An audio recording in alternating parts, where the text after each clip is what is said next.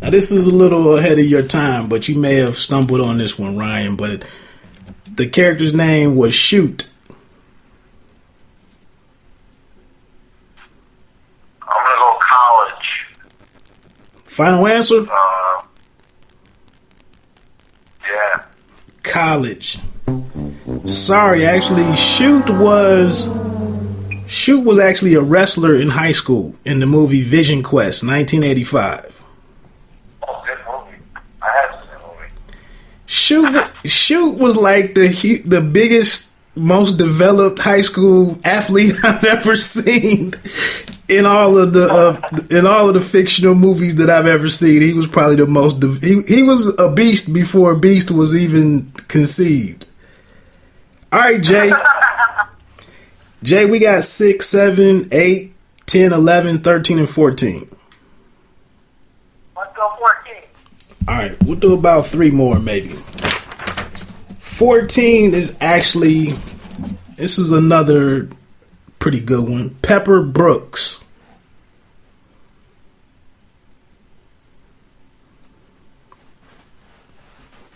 Pepper Brooks. High school. You said high school? Yeah. Final answer?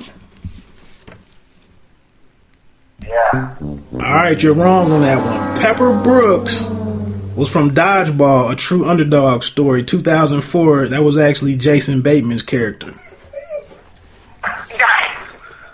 I don't know if he actually, that was the last one that I threw on here. I was trying to find other, and I don't know if I'm assuming that he played on the team in that movie, but I have not seen that one in its entirety. All right, so Ryan, we got 6, 7, 8, 10, 11, and 13. Do 6. 6. That's one of my favorites. Jimmy Dix. Can you repeat that word? Jimmy Dix, D-I-X, was the high school, college, pro, or other? College. Final. Man, I'm tripping you guys up, man. Jimmy Dix was actually Damon Wayans in The Last Boy Scout. He was a pro quarterback. Okay, I've seen the movie. All right, we got two left before I let you guys get out of here. We got 7, 8, 10, 11, and 13. Let's go 13. 13, lucky number 13. One of my favorite movies right here. Jamal Wallace. Jamal Wallace. High school, college, pro, or other?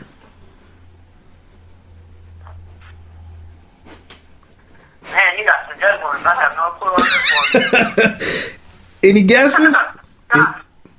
What'd you say? You got me on this one.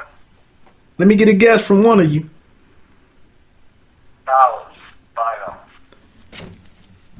Man, I got you. I beat you guys tonight.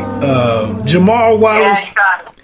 Jamal Wallace was Give me an easy one. Jamal Wallace was the point guard on the basketball team, the high school basketball team in Finding Forrester, which came out in 2000, the year 2000. All right. And pick one. We'll go with Deacon Moss. The character's name was College. Final. College. And Deacon Moss was actually a wide receiver. This was a real trip. This was a real stumper right here. It wasn't fair. Deacon Moss was Michael Irvin in The Longest Yard, which was actually a prison team. Oh, okay. So that should have been other. It's the last one that I'm going to get you out of here, guys. Let's go with the character's name is Jack Rooney, nickname Cap. Jack Rooney. High school, college, pro, or other? Jack Rooney. They called him Cap. Going. No answer? Pro. What'd you say? Pro. You say pro? Yeah. You're right. Jack Rooney was actually played by Dennis Quaid. He was the quarterback for the team in Any Given Sunday, 1999. All right, so we wrapped that up. Thank you guys for taking part in that. Hey man, what's before we get on out of here, we got a couple minutes to burn. Anything else going on in the world of sports for you guys? I believe Toronto advanced to the next round in baseball earlier. I thought it was great to see them get some hits.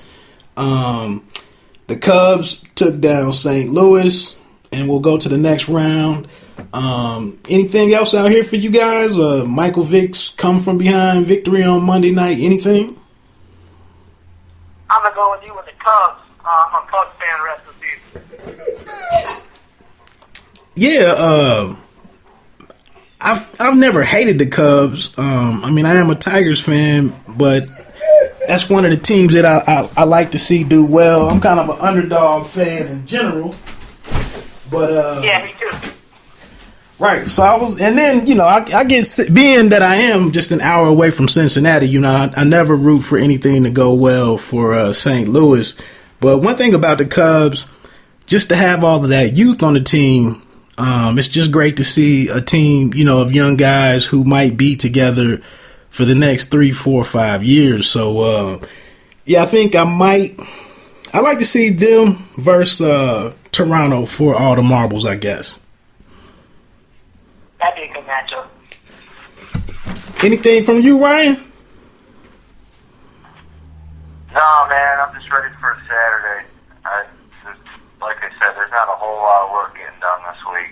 It's been all focused on Michigan State.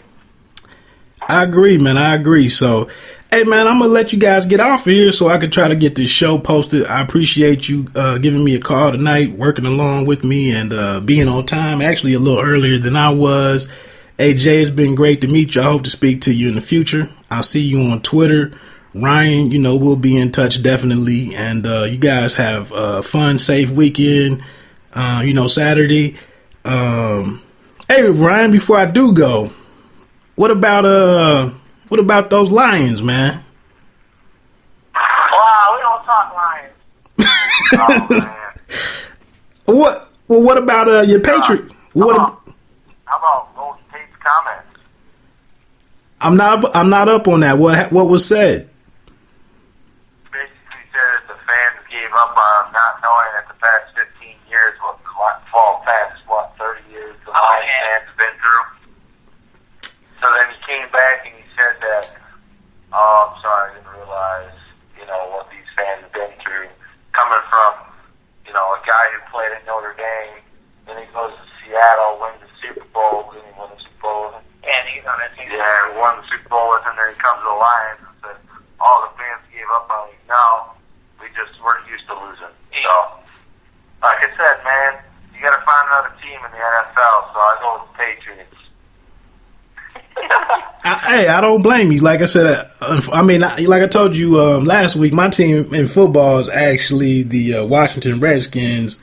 But I've kept an eye on the Lions. I think the Lions were like the first 2 pro games that I went to. So, hey, I like the team, man, and they have a lot of talent on there. But Stafford was actually pulled this week. Was it this week or last week he was pulled? This past game, yeah. What was it? Beginning of the third quarter? Yeah. Right. Yeah, one series. He was told if he threw another pick, he was going to be pulled.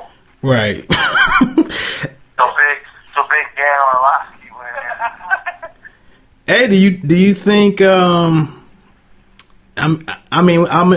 in a city with, my team is also kind of stuck in a QB, in an ongoing or never-ending QB controversy. I don't even know who Stafford's backup is at this point, but do you think if they finish in that top 3 to 5 picks, do you think it's possible that they start looking at any quarterback that's available? they might want to start thinking about that. I mean, Lions fans are always hard on Stafford. I wasn't until this year, but yeah, they might want to start thinking quarterback. What are you talking about, Wood? You got Money Manziel down there, man.